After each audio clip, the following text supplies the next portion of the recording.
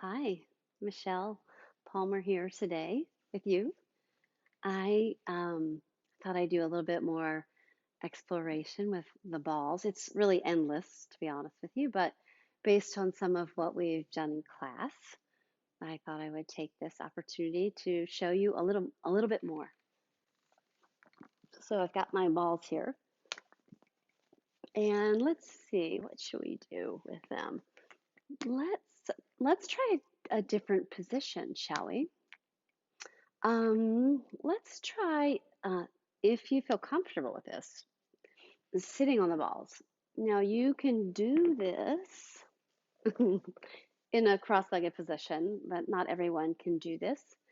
So you can do it in a chair as well. And let's take the balls out.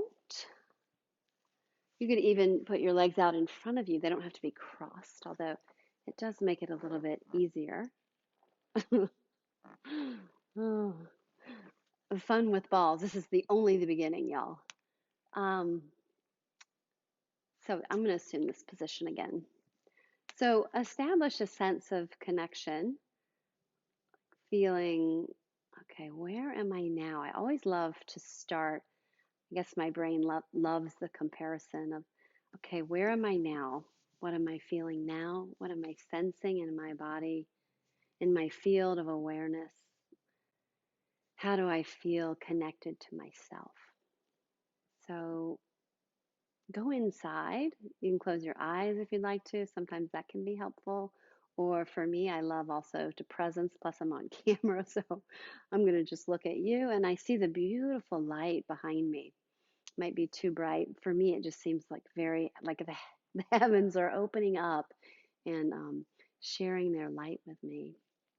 But I'm also, at the same time that I'm looking, sort of orienting myself to what's around me, I'm feeling in my body my sit bones and the surface areas of my legs that are connecting and the ease or lack of ease at which I'm sitting here. But mostly because I'm going to put the balls under my pelvis, I want to just sense, what does my pelvis feel like?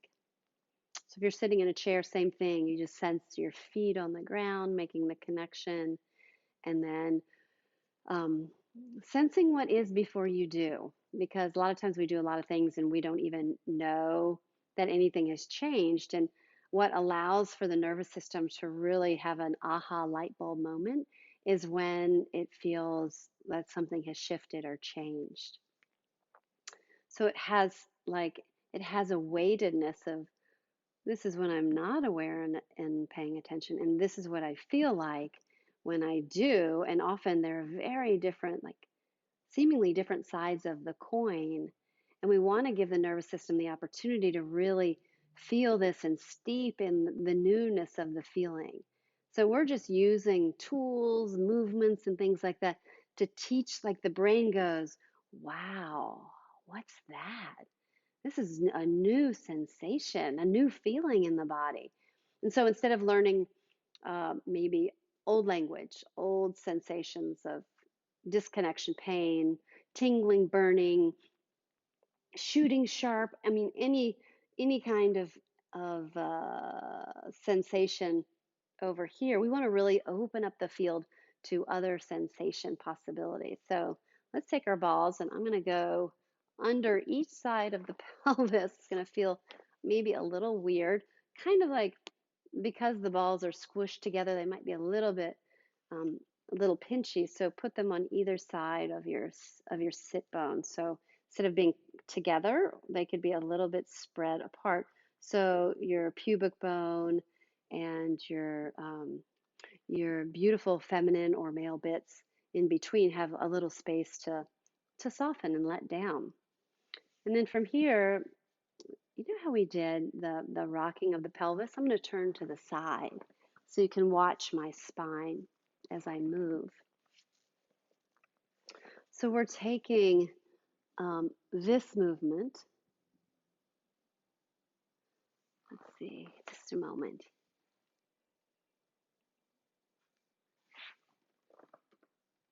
Sorry about that. We're going to take that movement, computer was acting funny. Might have to re-record this. No, I'm not going to do that. So my spine here, I'm sitting on the balls. If I allow my pelvis to rock back and I let the rest of my body follow the movement, then you can see the organic nature of how the movement of the spine, the pelvis really, can inform everything all the way up into the head and the neck. If we are stuck and not moving and we're just doing our pelvis, which we do because we hold a lot of tension and we have holding patterns in our body that we don't even know. So when we're doing the movement, it just gets isolated. So we want to let down, soften, and sometimes you might shoulder roll or just do some very, very light exploration of movement just to notice if you are holding. And then once you feel like in your best way that you've released, then you can go back to, I'm going to put my hands here so you can see. It's a beautiful rocking. You know, if I overdo it, you can see, oh, that's really, and that works for my body, but for a lot of bodies, it might not. So I like the concept of starting small. It's like the smallest of a fern frond, you know, and then as the movement grows, or then the movement will get bigger. So let's just start small. In this world, we tend to do a lot of really big movement, and we miss the small, intimate movements.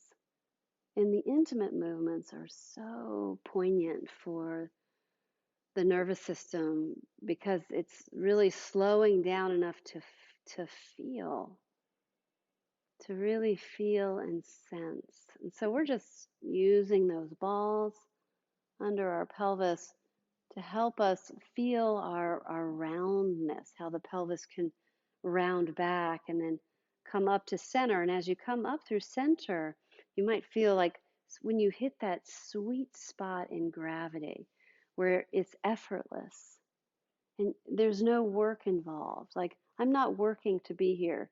Now, if I go a little bit further forward, I start to feel my body working. And so, what I want you to pay attention to is where do you find that place where it feels like it's in the middle and you're not collapsing and you feel almost like gravity, the resistance to gravity, like the earth moving up through your body.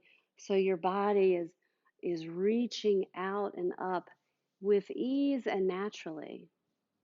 And then it doesn't take much to overdo. So if I overdo it just a little bit, you can see I start to push through my heart and my back begins to contract. But this is when we talk about good posture, people are always like, oh, oh. It's not that. It's really finding the interplay in that balance of, and the balance is dynamic. It's not like I'm going to stay here for the rest of my life. No, it's like, oh, I have this beautiful window, but I can always come back to the center. And so after you've done that, remove the balls. And immediately for me, I feel a lot. My pelvis is like, whoa, very spacious. I have much more sense of connection through my bones. And there's also a light quality for me. Now, for you, you might have a myriad of other sensations, feelings, vibrations, tones, temperature, residual pressures, heaviness. Sometimes people feel heavy. I tend to feel light right now, spacious, narrow, tall, long, short. Anything that the brain goes, oh, something has changed. And then you come back to this position. You can play with the balls asymmetrically, which I do all the time, but it is an acquired taste. It's an acquired feeling.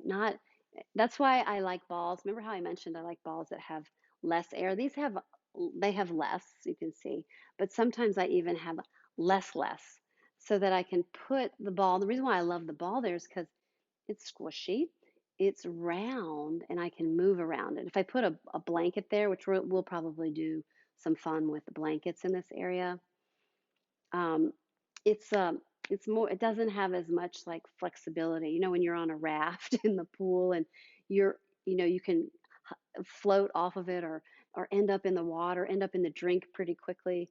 This is the same idea, except we're not going swimming, but it gives us more ability to discover excursion, to discover how we move. So right now I have the ball under my right sit bone.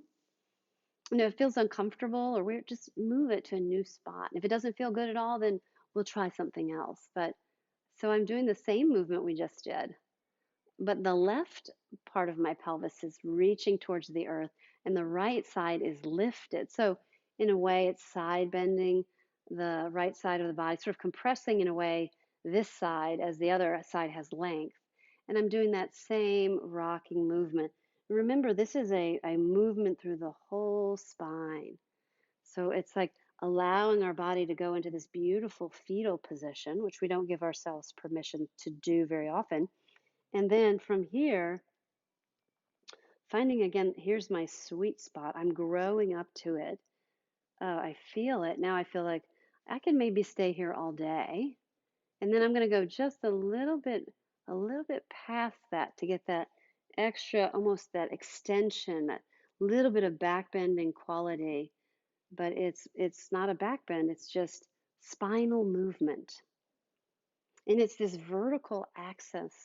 If we can start to decompress, find freedom, then the horizontal axis of the heart outward can also find a sense of freedom. So we begin to work with these parts together. And then when you're done, remove the ball and then again take notice. Sometimes I take notice by assuming what I call long sitting, which is I just let my legs out in front of me and then rest back on my hands and soften my shoulders and elbows and just enough so I'm not locked out into this space. And then again, after having the ball under my right side, this whole right side feels more grounded and connected and actually longer. And then I'm adding in lots of other fun things, but there's so much to be had with these little clues, and then we take that movement and evolve it into other movement. We can open up the space so that then we go in and introduce a new movement, and the movement feels like, whoa, this is new and different. And it was the same movement maybe you had just done.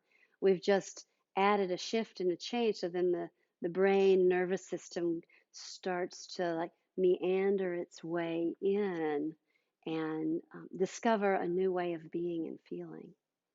So that's another way to explore the balls.